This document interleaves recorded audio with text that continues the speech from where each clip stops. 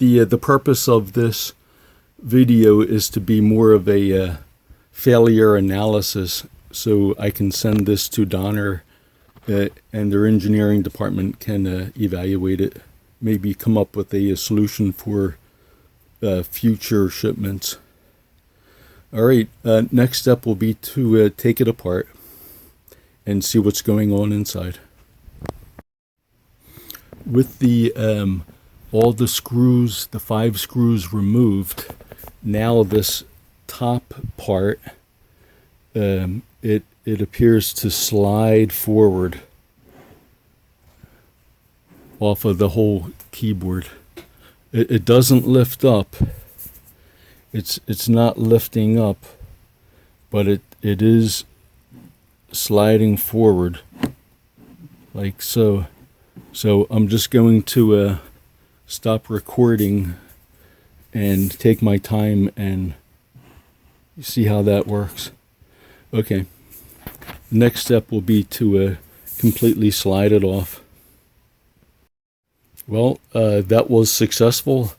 The top slid forward about an inch or two, and then it could be lifted up. So my brother and I lifted that out. And now you can actually see what is going on inside. And I will have to get some better lighting. But I can see some of the hammer actions are kind of funky. This one is laying on top of the other, kind of bent. What in the world? It's pretty neat. It's neat seeing all this weighted hammer. You always hear about weighted key action, and this is actually pretty awesome to see. I will have to get some better lighting here, but you can see that's interesting. So when there is a funky key that's not positioned correctly, like it's sitting up, let's push that down a little bit like that. When you look at the hammer in the back, there it is. It's kind of off track. So this is beautiful. This is absolutely beautiful. I don't know how what can be done to prevent this from jumping track.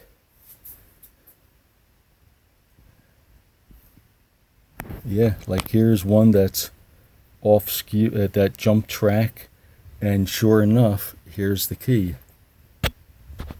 Bad key, hammer jump track. And these keys,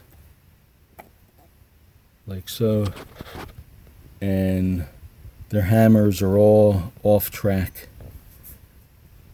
And this, remember when I said the C# key wasn't pressing down correctly? Well, it was one of these. But you can see that the hammer, they're like sitting on top of each other, which is really scary stuff. So cool. And these guys are messed up. These two end keys, and sure enough, these are good keys right here. These are good keys, and you can see that the position of the hammers of the weighted keys. And then these are 2 bad keys, and you can see the position of the hammers. All right, well, that's it for now, and I'm going to investigate how to repair it. Let me just see here. Okay, I have been able to repair these keys that are semi-depressed because of the graded hammer was like dislocated from its track. You can see this is the key I'm going to work on, and these are all in good working shape. So this is the one I'm working on. What you want to do first is if the hammer kind of pull the hammer back a little bit, you'll see that it's hitting a stop, and you want to lift the hammer up, kind of like lift it up a little bit. This is like a representation. Lift the hammer up a little bit and then move it forward, and that will kind of clear a bar that's in there. So you can see that's closer, and I'll pull it out again. You lift it, you just pull that out, and you can see how far back that is. So lift it up a little, move it forward, and now we're real close to solving it. What you want to do is lift up on the actual plastic key, and then you're lifting up on the hammer, and then using a little bit of a little force going this way. You don't need crazy force, but just a little bit. You push it. Did you see that? So I'll pull it out again, and I'll push it. All right. So now you just push it a little bit more, and just verify that you have a little bit of a seesaw action by touching this key. You can see when I push down on it, the hammer is going up a little bit. That means that you're in the track. And now to complete it, just press a little bit more.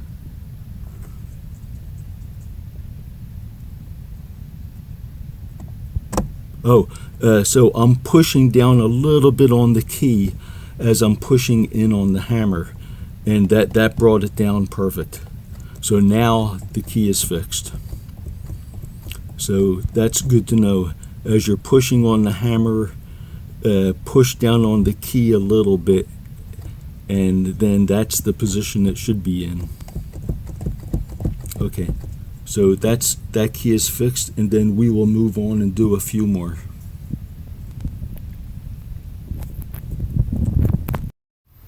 I'm going to work on this next key. This C key is pressed down, and you can see the hammer is off track. So I'm going to lift the hammer a little bit and push it forward until it kind of hits a stop. Then I'm going to lift up the key, lift up the hammer, and push until it engages a little bit. And then I'm kind of pushing down on the key and pushing in the hammer, and now it's fixed. So it's very simple to do. I'll have to reposition to do all of these others, but there are 1, 2, 3, 4, 5 more keys that need to be repaired. So we'll just move on.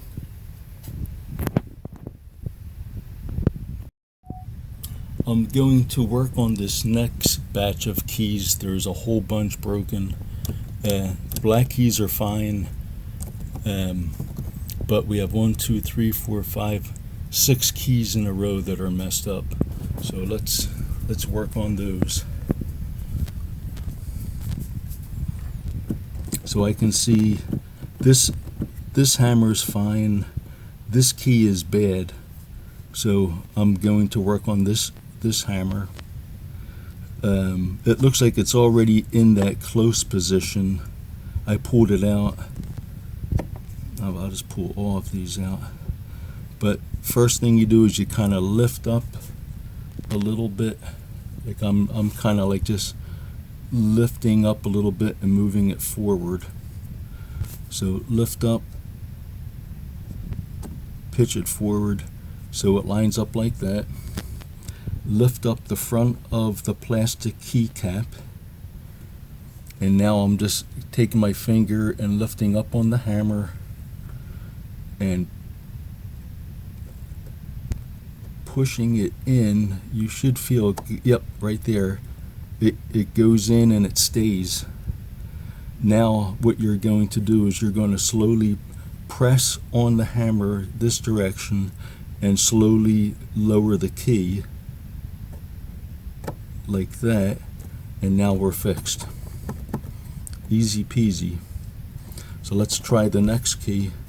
I'm going to lift it, bring it a little bit forward. I'm lifting up on the plastic keycap, lifting up on the hammer, pressing forward until it locks in place, and there's a little seesaw action. Now I'm going to press forward on the hammer, like towards me, and I'm pressing slowly down on the actual key itself, and there it's fixed. Let's move on to the next one.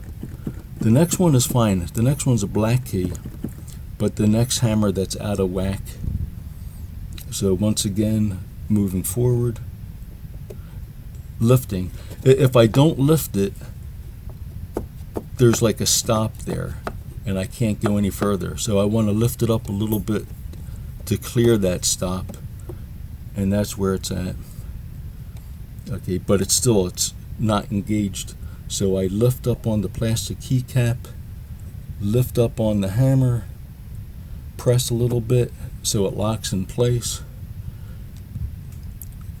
pressing forward on the hammer, pressing down on the key gently. Now it's fixed. Next hammer is fine. The next hammer is going to be a little tricky, but I'm going to lift it up, try to get it in front of that, like that. You can see how it moved forward. Now I'm going to lift up on it. Maybe this is a better angle. I'm lifting up. I'm going to lift up on the plastic keycap and press a little bit so it locked in. And now I'm going to press on the hammer and press on the key. Boom. And that's fixed. That hammer's fine. Moving on to the last two. Hopefully you can see this okay. I'm lifting up on the hammer to clear that stop. You can see the position. The position is kind of like halfway between a fully extended hammer and a correct hammer. You can see it's kind of like maybe halfway between the two. So I will lift up on the plastic key, lift up on the hammer, push a little bit to engage, and it stays. Now press on the hammer, press on the key at the same time, and it's fixed. And we will do the last one. Lift up and move it forward. And once again, as I'm lifting, I'm not lifting up like this. I'm lifting up so the whole bar is elevated, because I think there's like something, in the way. So I lift up on the hammer and move it forward to clear that bar, and you can see that the position is correct. Lift up on the key, lift up on the hammer and push forward. It's locked in place. Now both at the same time. And ladies and gentlemen, we now have a perfectly working keyboard on the Donner DDP-200, and I cannot wait to turn it on and see how this piano action. It feels fantastic. I cannot wait to put it all back together. And it sounds great. It's not all plasticky and clacky. So Donner did a fantastic job with this hammer action. The only suggestion I would make, and if Donner, this video is only for Donner, in order to keep those hammers from sliding back during a rough shipping, maybe have some kind of a block back there that can be assembled after the keyboard is assembled at the factory, and maybe that would prevent them from sliding back. But Donner has a whole bunch of smart people there. They will figure out how to prevent these hammers from getting dislodged during shipping, because it's very expensive shipping an 80-pound box back to the warehouse. All right, next video we'll be putting it back together and trying it out.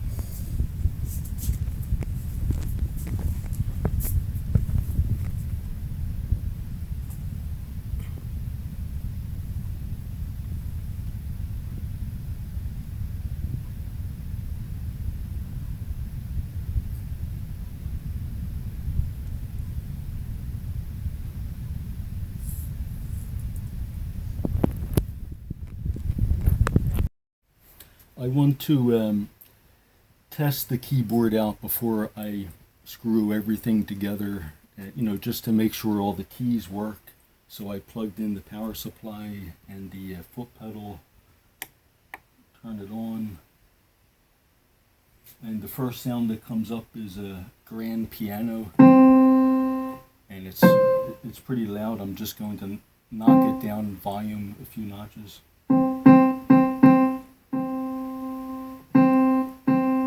Let's just test the keys.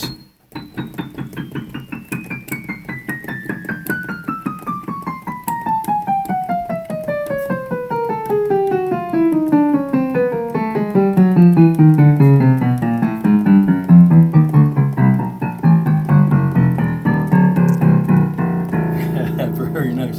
It has a nice weighted, heavy feel like you would expect at the bottom, and at the top. At the top, it's a real light.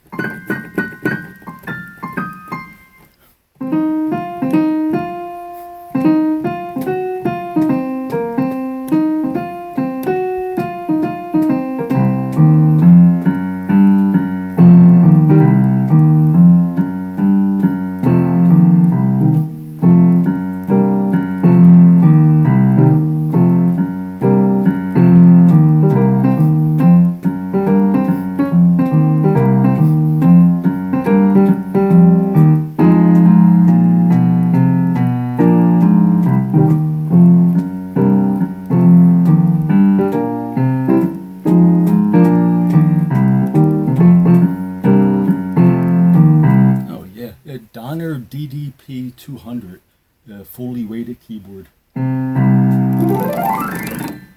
right, I'm going to button it back up.